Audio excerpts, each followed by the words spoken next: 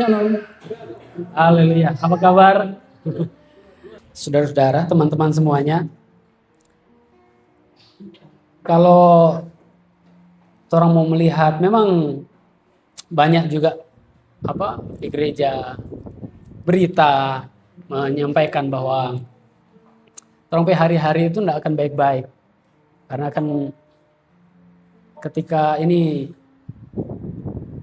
negara melawan negara, kerajaan melawan kerajaan, dan itu firman Tuhan juga sudah mencatat. Orang anak-anak Tuhan, orang-orang percaya dalam Kristus, itu udah usah bingung dengan mau hitung kapan Tuhan mau datang.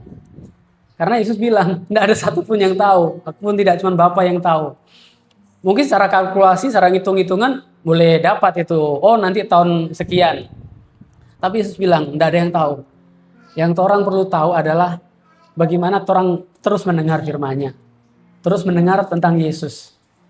Itu tuh penting, karena ketika orang siap-siap, terus orang lupa akan fokus bahwa kita makan firman-Nya, makan Dia setiap hari. Kita akan fokus pada kapan Tuhan mau datang, itu akan mengganggu hubungan sebenarnya. Karena orang menantikan Tuhan bukan karena orang menikmati, bukan orang menantikan seperti waktu dulu masih pacaran, terus menantikan kalau pacar mau datang, apel. Tapi orang menantikan itu karena ketakutan sebenarnya. Dan hari ini orang mau belajar tentang sang anak yang memerdekakan. Teman-teman bisa buka Alkitab, kita bisa buka di dalam Yohanes pasal 8 ayat 30 sampai 36. Lembaga Alkitab Indonesia memberikan judul perikop kebenaran yang memerdekakan. Ayat 30 mulai. Setelah Yesus mengatakan semuanya itu, banyak orang percaya kepadanya.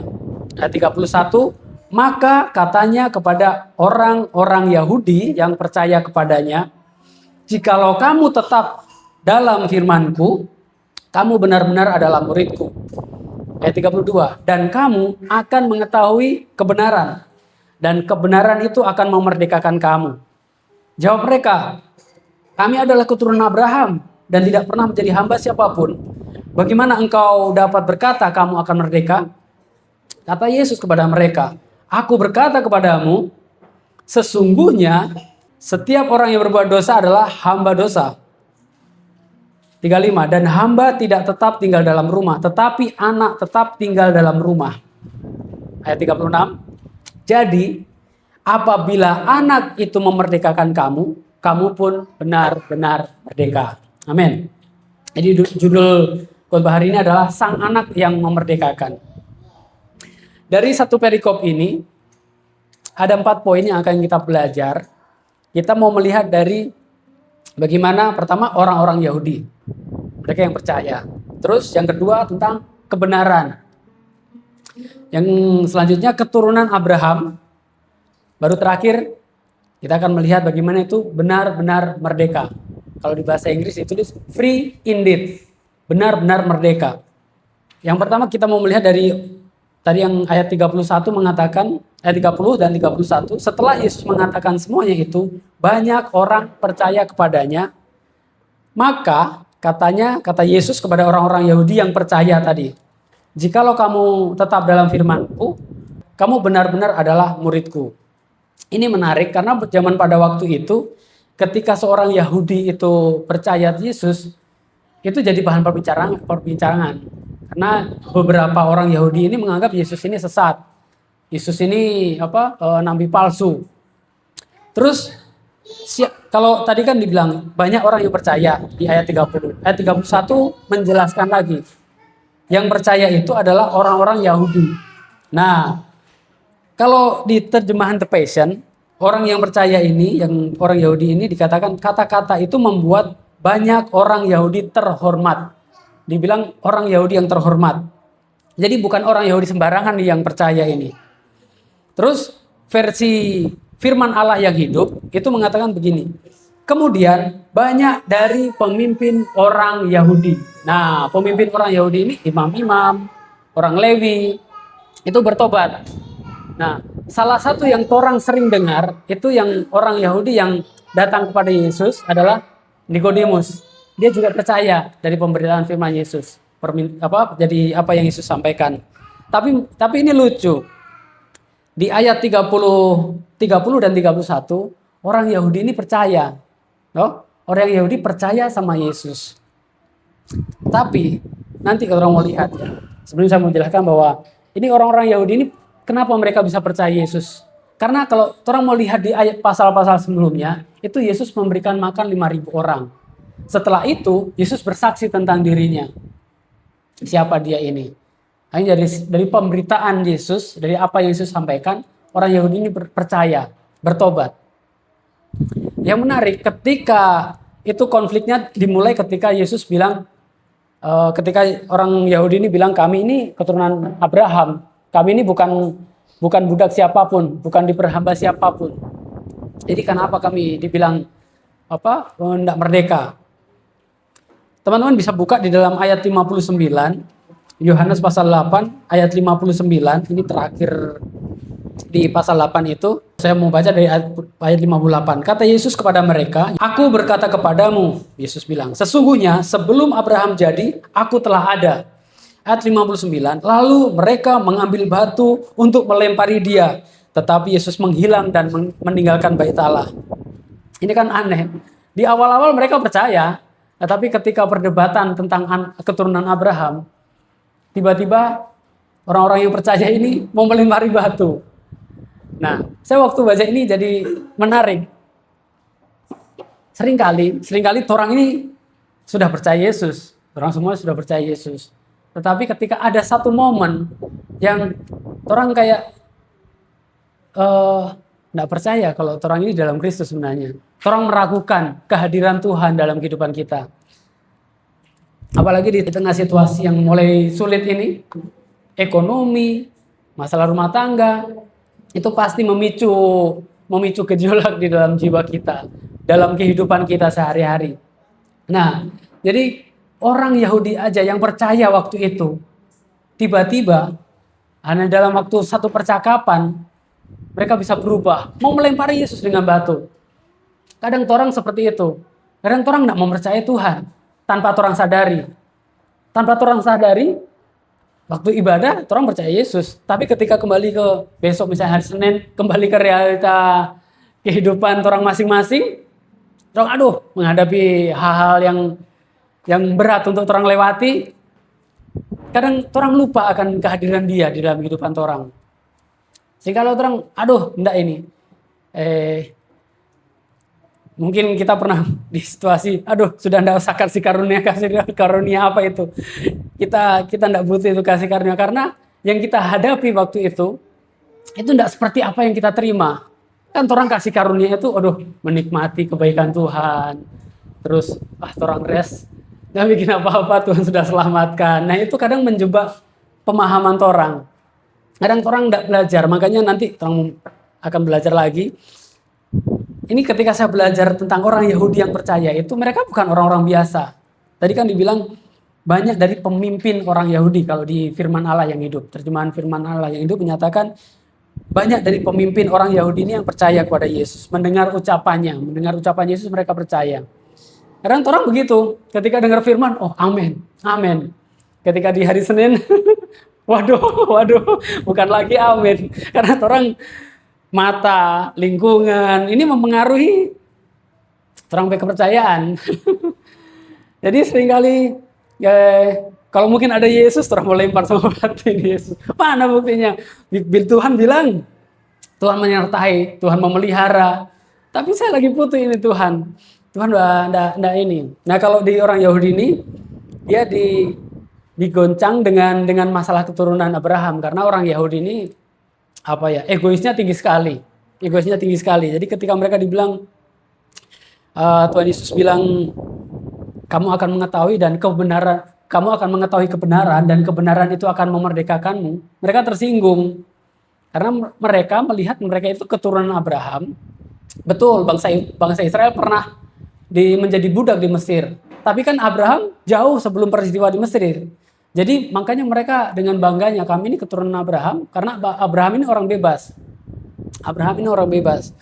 Nah, menarik ketika orang Yahudi yang sudah percaya.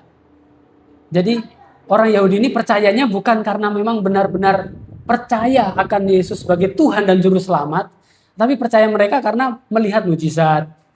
Mereka melihat perbuatan-perbuatan yang ajaib yang sudah Yesus kerjakan. Seringkali orang terpana dengan hal yang seperti itu. Orang tanpa orang sadari bahwa ketika orang sendiri, orang bisa merenungkan kebaikan Tuhan, orang bisa melihat, wah iya ya, Tuhan sudah menolong kehidupan kita kemarin-kemarin. Itu orang sedang menikmati hubungan sebenarnya. Kadang-kala itu terdistrak dengan hal-hal yang bisa orang lihat, bisa orang rasa. Itu yang pertama. Yang kedua, tadi kan orang Yahudi, kebenaran keturunan Abraham. Kita mau bahas dulu keturunan Abraham. Jadi orang Yahudi ini, mereka sangat-sangat mengandalkan keturunan secara fisik, secara biologis. Sebagai jaminan status istimewa mereka. Jadi mereka berpikir bahwa dengan mereka menyadari mereka ingin keturunan Abraham secara fisik, itu menjamin kemerdekaan mereka, menjamin kebebasan mereka. Padahal salah. Yang menjadi mereka bisa tahu kebenaran itu ketika mereka mendengar Yesus. Ketika mereka mendengar firman, sang firman itu. Terjadi ada kesalahan spiritual di situ. Mereka merasa tidak pernah diperbudak. Padahal secara rohani mereka butuh dimerdekakan. Karena mereka butuh Yesus. Tadi di ayat 34, aku berkata kepadamu, sesungguhnya setiap orang yang berbuat dosa adalah hamba dosa. Sebenarnya di sini ada terjemahan lain juga budak.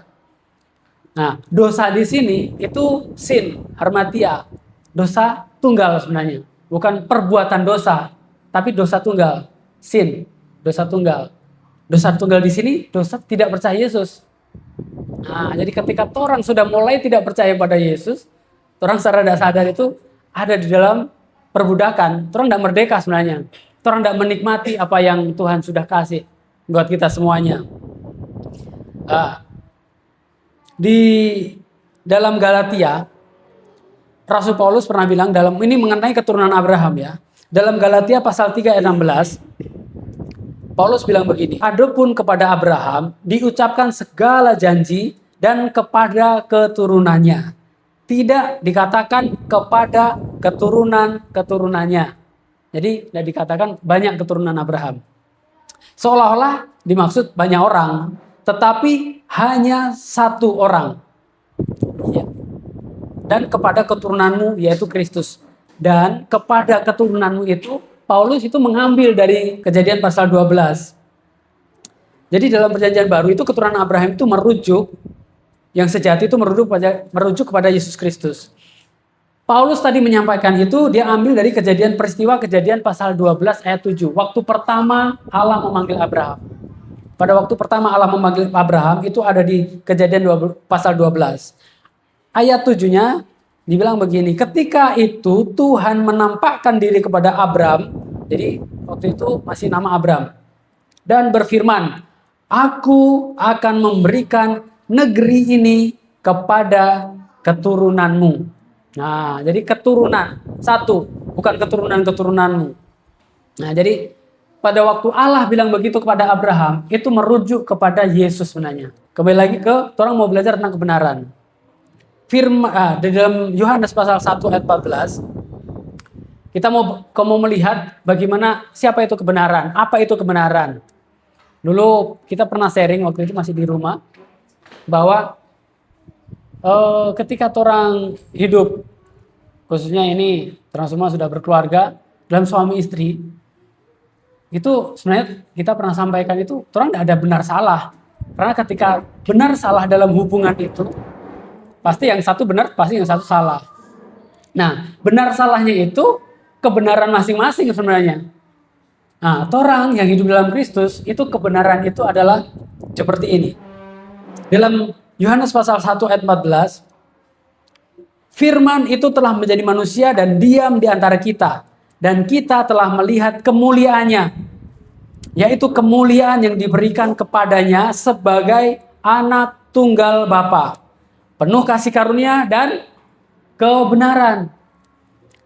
Jadi jelas kemuliaan yang diberikan kepadanya sebagai anak tunggal Bapa. Anak tunggal Bapa adalah Yesus. Jadi yang benar adalah Yesus. Bukan, oh kita benar karena salah. Kalau selama itu terjadi dalam rumah tangga, tidak akan ketemu. Karena ketika satu benar, akhirnya dia menjadi benar sendiri. Yang salah merasa terkondem, dia merasa, aduh kita salah ini. Tapi ketika orang menjadikan Yesus sebagai kebenaran dalam orang hubungan, dalam orang kehidupan, semuanya kepada Yesus, orang akan menikmati. Yang merasa benar pun, orang akan merasa sebenarnya orang itu salah. Itu tidak ada yang benar, seorang pun tidak. Kalau di Roma bilang, tidak ada yang benar, seorang pun tidak. Karena yang benar itu Yesus. Tadi Yohanes 1 ayat 14. Sekarang Yohanes 1 ayat 17. Sebab hukum Taurat diberikan oleh Musa, tetapi kasih karunia dan kebenaran datang oleh Yesus Kristus. Nah, sudah kedua kita sudah mendengar. Kebenaran itu adalah pribadi. Jadi, mari orang belajar bahwa kalau khususnya tadi ya dalam hubungan, sebenarnya itu tidak yang benar, tidak yang salah. Mungkin betul secara mungkin ada kasus, ada yang benar, ada salah. Tetapi ketika itu menjadi dasar dalam orang punya hubungan, ya sebenarnya orang tidak akan bisa menikmati kehidupan, dan bisa menikmati hubungan yang dalam damai sejahtera Kristus. Karena yang satu benar, satu salah. Nah yang salah ini merasa bersalah terus. Yang benar merasa, karena dia memandang kebenaran diri sendiri. Tetapi ketika orang mendasari kebenaran itu sebagai Yesus yang adalah kebenaran, yang benar juga dia tidak merasa tidak benar. Karena kembali lagi kebenaran itu adalah Yesus. Orang kembalikan kepada dia yang sang kebenaran itu tadi. Kepada sang kebenaran. Memang ketika orang baca itu di perikop itu, Yohanes pasal 8 ayat yang pertama itu dimulai dari peristiwa perempuan yang bersinah. Orang semua tahu itu kisah bahwa para imam-imam ahli Farisi membawa itu seorang perempuan yang bersinah pada Yesus. Guru, dia sudah kedapatan bersinah. Secara hukum Musa dia harus dirajam dengan batu sampai mati. Tapi di situ Yesus bukan menyatakan benar atau salah. Karena kalau benar atau salah, orang-orang yang nangkap ini, dia yang benar. Karena dia yang nangkap, perempuan yang salah. Tapi di situ Yesus menyatakan keadilan. Sebenarnya tidak adil, tapi Yesus menyatakan salib di situ, keadilan. Menyatakan keadilan dan salib, keadilan dan kasih, Yesus nyatakan di peristiwa di dalam Yohanes pasal 8 di awal-awal itu.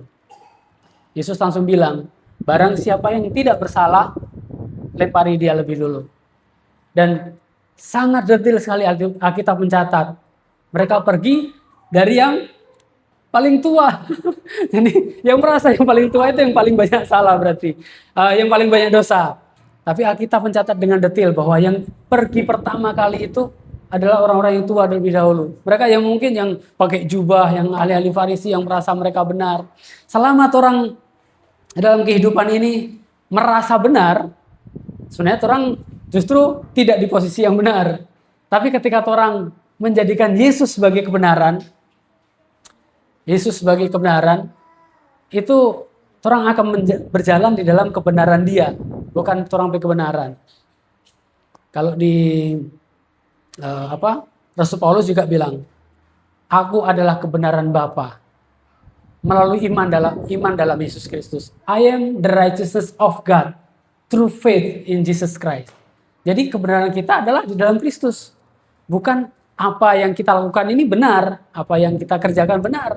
Tetapi siapa yang mengerjakan kebenaran itu di dalam kita. Kebenaran adalah pribadi. Jadi kita melihat bahwa kebenaran itu adalah pribadi. Jadi Yohanes pasal 1 ayat 14, anak tunggal Bapa penuh kasih karunia dan kebenaran. Yohanes pasal 1 ayat 17, tetapi kasih karunia dan kebenaran datang oleh Yesus. Kalau hukum Taurat diberikan oleh Musa kepada Musa, tetapi kasih karunia dan kebenaran datang. Jadi dia datang. Kebenaran itu pribadi, datang. Yang berikut Yohanes pasal 14 ayat 6. Kata Yesus kepadanya, akulah jalan dan kebenaran. Jalan dan kebenaran dan kehidupan. Yesus sendiri bilang, Dia ini kebenaran, dia ini jalan, dia ini kehidupan. Jadi ketika orang berharap bergantung kepada dia yang adalah sang kebenaran itu, orang akan benar-benar menikmati itu kemerdekaan. Di pembacaan di awal tadi, di ayat 31, jikalau kamu tetap dalam firman-Ku, kamu benar-benar adalah murid-Ku, dan kamu akan mengetahui kebenaran, dan kebenaran itu akan memerdekakan kamu. Jadi bagaimana kita bisa mengetahui kebenaran? Bagaimana kita bisa mengetahui sang kebenaran itu? Dari sebelumnya, kamu tetap di dalam firman-Ku. Kalau tetap di dalam firman-Ku itu, beberapa minggu lalu sempat saya singgung ini. Continue in my word. Jadi terus belajar dalam firman-Nya. Kita pribadi pernah terjebak di dalam, kita sudah kasih karunia, sudah aman. Kita terjebak di nyaman. Kita, sudahlah, sudah perlu berkomunitas, sudah tidak perlu beribadah. Karena kita terjebak di dalam pemahaman kasih karunia yang buat kita waktu itu, enak ternyata. Padahal ketika orang sudah ada dalam kasih karunia, di situ Tuhan mendidik orang sebenarnya. Mendidik dengan kasih. Dan ketika kita mengenal kebenaran itu kan pribadi tadi. Caranya bagaimana? Tetap tinggal di dalam firman-Nya. Kalau Paulus pernah bilang ke Timotius kan, bahwa firman Tuhan itu mendidik, menuntun orang kepada jalan yang benar. Jadi kadang-kala orang-orang sudah di bawah kasih karunia, ketika ada suatu didikan, seolah itu didikan, mix ini, betul ini. Jadi ketika orang tinggal tadi, continue in my word. Kalau di bahasa Indonesia dibilang tetap dalam firman-Ku. Tetap dalam firman Tuhan itu, orang belajar seperti ini. Orang pribadi, orang membaca firman dengan belajar. Seperti kalau di jemaat Berea, ada itu Paulus, didikannya pelayanan Paulus, jemaat di Berea itu, Paulus habis melayani seperti ini, jemaat cari itu, betul enggak yang dibilang Paulus, seorang Paulus itu padahal, seorang rasul kasih karunia, jemaat Berea cek lagi itu di kebenaran firman Tuhan. Nah, jadi seperti itu, orang ini bersyukur, karena orang hidup di bawah kasih karunia yang bagaimana Tuhan menyatakan dirinya secara langsung kepada setiap kita pribadi, lepas pribadi, semuanya. Tuhan akan memberikan pewahyuan yang lebih luas lagi, sesuai apa yang orang butuhkan. Yang di depan ini hanya men-trigger, mengingatkan, hari ini kita belajar tentang, contoh hari ini adalah sang anak yang memerdekakan. Ketika teman-teman belajar lagi, baca lagi nanti, baca ulang-ulang, pasti Tuhan akan menunjukkan sesuatu yang baru. Nah itu tetap tinggal di dalam firman-Nya. Continue in my word. Kamu adalah benar-benar murid-Ku. Dan ketika orang tinggal di dalam firman-Nya, kamu akan mengetahui kebenaran. Dan kebenaran itu yang akan memerdekakanmu. Nah, yang akan memerdekakanmu, yang benar-benar itu kalau di ayat 36, kamu pun benar-benar merdeka. Jadi ketika kita tinggal dalam firman Tuhan itu yang mengajar kita, yang menuntun bagaimana kita bersikap, bagaimana menyikapi keadaan lingkungan ketika ada masalah. Ketika orang di dalam firman-Nya, firman itu yang akan mengingatkan. Seringkali bukan berarti ketika orang baca Alkitab, orang baca karena jadwal, karena tuntutan harus membaca. Biarlah orang setiap hari itu membaca firman karena orang menikmati itu hubungan. Orang mengenal dia. Dan orang mendapatkan sesuatu dari firman-Nya itu. Nah, jadi kita sudah tahu bahwa kebenaran itu adalah sang pribadi, sang kebenaran, sang anak. Kita mau masuk dalam free indeed. Yohanes pasal 8 ayat 36. Jadi apabila anak itu memerdekakan kamu, kamu pun benar-benar merdeka. Kalau di bahasa Inggris tadi saya belajar dalam Amplified Classic. Bahasa Indonesia begini. Jadi, jika sang anak memerdekakanmu, membuatmu menjadi orang-orang yang merdeka, maka kamu benar-benar, then you are really and unquestionably free. Jadi, keren ini Amplified Classic ini. Maka kamu benar-benar dan tanpa ragu-ragu orang merdeka. tidak lagi diragukan. Unquestionably. Jadi tidak lagi diragukan, tidak lagi dipertanyakan. Kadang-kadang orang kemerdekaan ini, contoh tadi saya merenungkan, ya ketika saya mau menyampaikan firman, saya melihat bagaimana Tuhan Yesus mengajarkan kepada kehidupan saya. Seringkali ketika orang semua sudah percaya Yesus, terus ada hal-hal yang membuat orang kadang itu iri dengan sesama. Atau ketika orang ada di kantor, di dalam pekerjaan, dalam kehidupan sehari-hari, terjadi masalah. Nah, seringkali orang langsung lupa sama Tuhan. Orang langsung misalnya, contoh aja, orang habis doi. Sedangkan kebutuhan harus saat itu. Langkah pertama yang orang ambil apa? Cari kontak. Siapa ini yang boleh pinjam 100? Langkah pertama orang selalu, itu namanya manusiawi. Ini bukan mau menyalahkan, kita sering seperti itu. Itu manusiawi. Nah, Tuhan tadi ingatkan seperti itu sama kita bahwa seringkali itu tanda bahwa sebenarnya orang itu belum merdeka, teman-teman. Kita kalau dengar kesaksian Pak An ini, wow. Kadang ada di satu titik kita, masa begitu. Tapi ulang-ulang Pak An itu saksikan hal-hal yang tidak masuk akal, maksudnya ketika butuh. Kita ingat sekali waktu itu Tian butuh keyboard, butuh piano. Kita tidak melihat kita rekening, kita melihat tapi Bapak, haleluya, ini dia, itu langsung kayak firman Tuhan, boom, gitu. Wow. Itu menjadikan kekuatan buat kita. Wow, begitu. Itu firman yang Pak Ani alami itu menjadikan kekuatan. Nah, kita orang semua pasti ngalami. Kita juga kadang seperti itu. Ketika ada masalah, apalagi sampai kepala rasanya mau pecah. Hal pertama yang orang lakukan, biasa orang cepat mau cari jalan pintas. Bagaimana ini? Bagaimana itu? Tanpa orang sadari, teman-teman. Orang itu belum merdeka ternyata. Karena firman Tuhan bilang, ketika orang menikmati sang anak, ketika sang anak itu memerdekakan kita itu benar-benar tidak dilakukan lagi, memang benar-benar merdeka.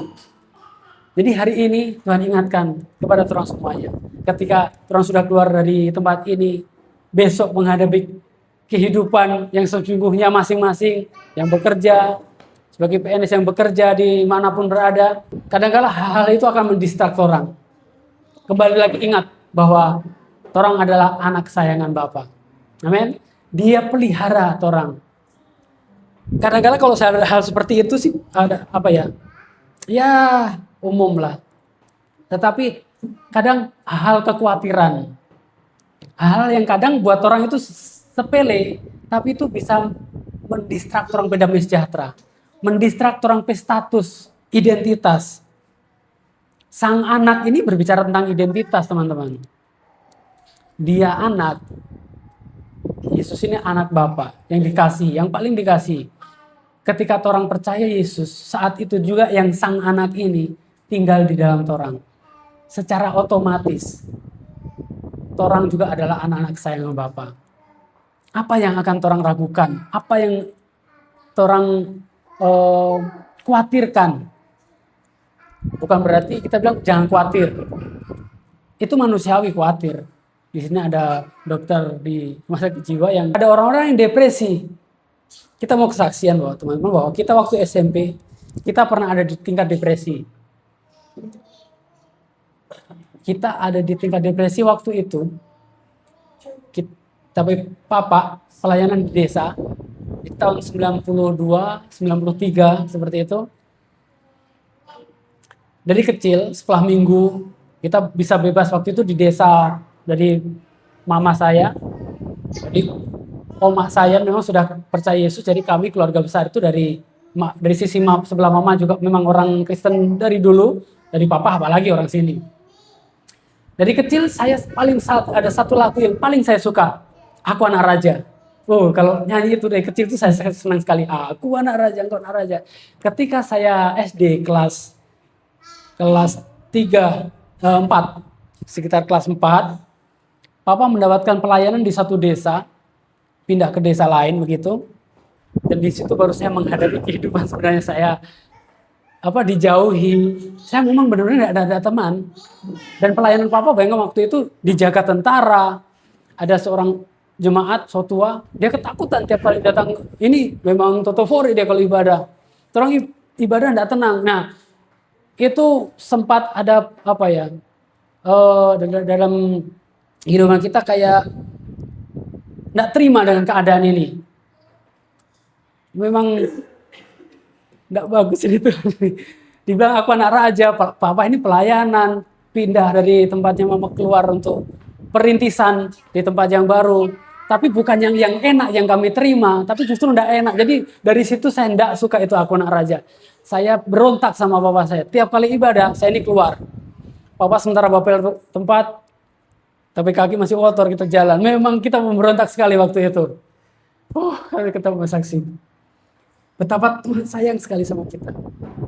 Waktu itu, sampai Papa apel, kita jalan, kita keluar, kita tidak suka itu Papa pelayanan di situ.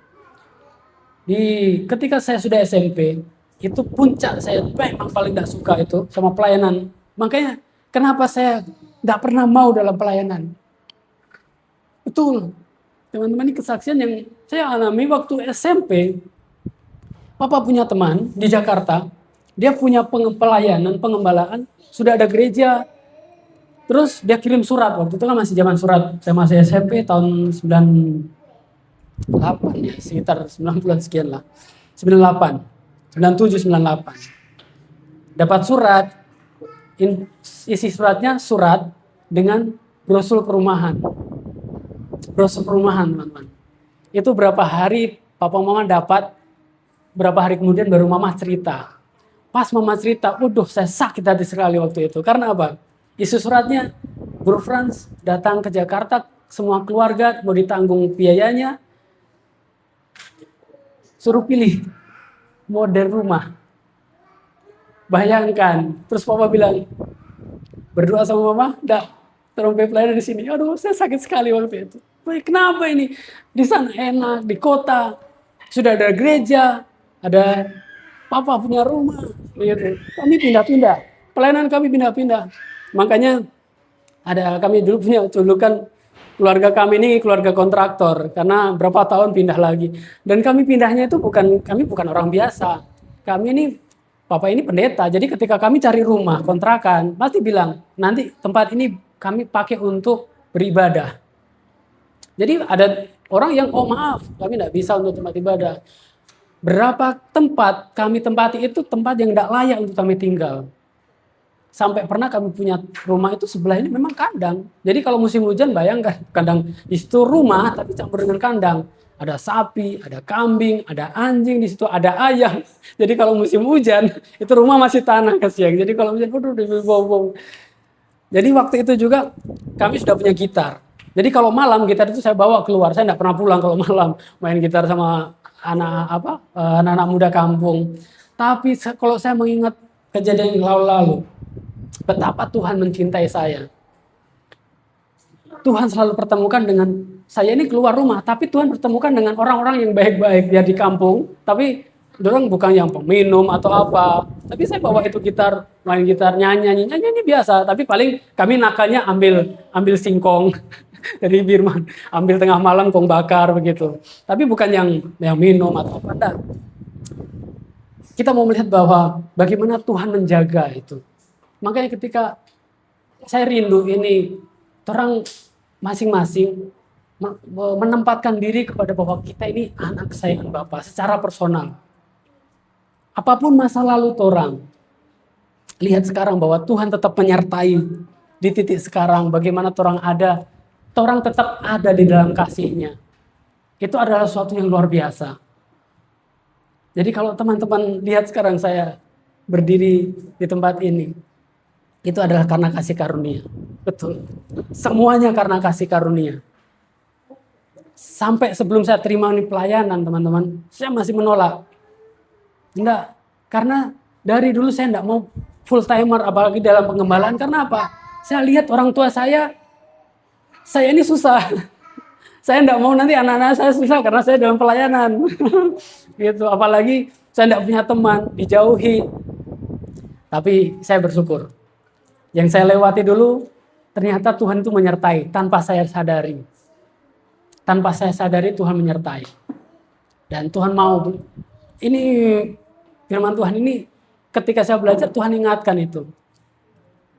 Ketika Ngana masih belum bebas dalam menikmati kehidupan, Ngana belum free indeed, belum benar-benar merdeka. Terus, kita belum benar-benar merdeka berarti. Makanya hari ini Tuhan ingatkan bahwa tinggal di dalam firman-Ku. Jikalau kamu tetap tinggal, nah orang bersyukur karena orang dalam kehidupan ini, dalam komunitas, dalam kehidupan orang bergereja, orang selalu diingatkan siapa kita dalam Kristus. Identitas orang adalah anak. Tuhan tidak pernah meninggalkan orang. Apapun itu, Tuhan tidak menginginkan orang pe rumah tangga hancur. Tuhan tidak menginginkan orang pe pekerjaan ini berantakan. Tuhan tidak menginginkan orang pe kehidupan pribadi ini hancur. Kerinduan hati Tuhan melihat orang itu menikmati apa yang sudah Tuhan beri. Amin. Dalam Galatia pasal 5 ayat 1, ini terjemahan baru 2, supaya kita sungguh-sungguh merdeka, Kristus telah memerdekakan kita. Kristus telah artinya sudah. Kristus sudah memerdekakan kita ketika dia di atas kayu salib. Tetelestai, sudah. Segala kutuk, hukuman, segala yang hal tidak baik, yang tidak bagus, dia sudah terima itu, dia sudah tanggungkan dalam dirinya. Ketika Kristus telah memerdekakan kita, karena itu berdirilah teguh dan jangan lagi mau dikenakan kuk perhambaan. Paulus kasih ingat, jangan lagi mau dikenakan kuk perhambaan. Dalam hari ketika orang mengikuti, orang iya Kang, memang keadaan sebegini, iya Kang, orang mengikuti apa yang orang lihat, keadaan yang tidak bagus. Orang mengikuti kondisi yang, memang sebegini. Tidak, orang punya kuasa, punya otoritas. Misalnya keadaan tidak baik-baik saja dalam rumah tangga. Perkatakan, rumah tanggaku, rumah tangga yang diberkati. Hubungan kami, hubungan dalam damai sejahtera. Jadi perkatakan, orang punya kuasa itu untuk memperkatakan. Paulus kasih ingat, Kristus telah memerdekakan kita. Karena itu berdiri teguh. Jangan mau lagi dikenakan kuk perhambaan. Karena ketika itu datang terus menguasai orang, ya secara tidak sadar orang dikuasai oleh kuk perhambaan itu. Galatia pasal 5, pasal yang sama di ayat 13 dibilang begini, saudara-saudara, memang kamu telah dipanggil untuk merdeka, namun janganlah mempergunakan kemerdekaan itu sebagai kesempatan untuk hidup dalam dosa, melainkan layanilah seorang akan yang lain dengan kasih. Saya suka sekali ketika baca firman, terus saya highlight. Jadi kalau saya mau highlight ini Galatia pasal 5 ayat 3, saudara-saudara, kamu telah dipanggil untuk merdeka. Gunakan kemerdekaan sebagai kesempatan untuk hidup, melayani seorang akan yang lain dengan kasih. Nah, jadi kita dipanggil untuk merdeka, kita dipanggil dalam kemerdekaan itu tadi. Mari orang gunakan kemerdekaan ini, kesempatan dalam hidup untuk melayani seorang akan yang lain dalam kasih. Dalam kasih ini kalau di bahasa asli, kasih ini agape. Jadi bukan orang kasih. Kita punya hati lagi suka ini menolong. Ya sudah kita tolong. Bukan. Kasih agape, kasih tanpa syarat. Dia sendiri yang menggerakkan untuk orang boleh melayani sesama. Orang boleh memperhatikan yang lain. Ada yang misalnya teman, kalau orang dia minta tolong dah, terus sampai minta tolong tapi Tuhan gerakkan, bantu dia. Orang pakai itu kesempatan itu, kemerdekaan itu untuk melayani seorang lain. Selain Yesus telah membebaskan kita dari perhambaan dosa dan kutuk hukum Taurat untuk hidup dalam kasih karunia dan kebenaran, ini jelas ya. Orang dalam Kristus itu sudah jelas bahwa kita sudah dimerdekakan dari dosa. Amin. Kita sudah dimerdekakan dari kutuk hukum Taurat. Selain itu teman-teman, Yesus juga memerdekakan kita dari rasa takut, rasa berdosa, rasa hidup dalam tuntutan agamawi misalnya. Jadi Tuhan mau, Yesus mau orang menikmati kemerdekaan itu. Merdeka dari rasa takut, rasa berdosa, Merdeka dalam menikmati setiap hal baik yang sudah Tuhan berikan buat kita. Dan kalau pas ada doi, nikmati kemerdekaan bahwa orang punya Tuhan yang besar, Tuhan yang kaya, Tuhan yang memelihara. Dalam keadaan orang pe hati lagi mood lagi tidak bagus, nikmati kemerdekaan itu bahwa orang punya Tuhan yang adalah sumber damai sejahtera. Dia memberikan dirinya sebagai orang damai sejahtera. Karena sang anak, karena kebenaran itu tadi, kita semua tidak lagi diperhamba oleh keinginan dunia ini. Namun hidup bagi Tuhan di dalam Kristus. Orang hidup ada hidup dalam Kristus. Berjalan di dalam kehidupan Kristus. Orang menikmati kehidupan ini, kehidupan yang dalam Kristus. Ketika kekhawatiran datang, ingatkan kepada jiwa kita. Ingatkan kepada diri kita. Bahwa kita adalah kesayangan Bapa. Tuhan pelihara. Tuhan tidak akan tinggalkan. Kita tidak lagi dituduh dan didakwa oleh dosa masa lalu. Karena dosa masa lalu, dosa sekarang, dosa yang akan datang, sudah Tuhan selesaikan di atas kayu salib 2000 tahun yang lalu. Amin. Hidup bebas dalam status yang baru sebagai anak-anak yang dikasihi Bapa.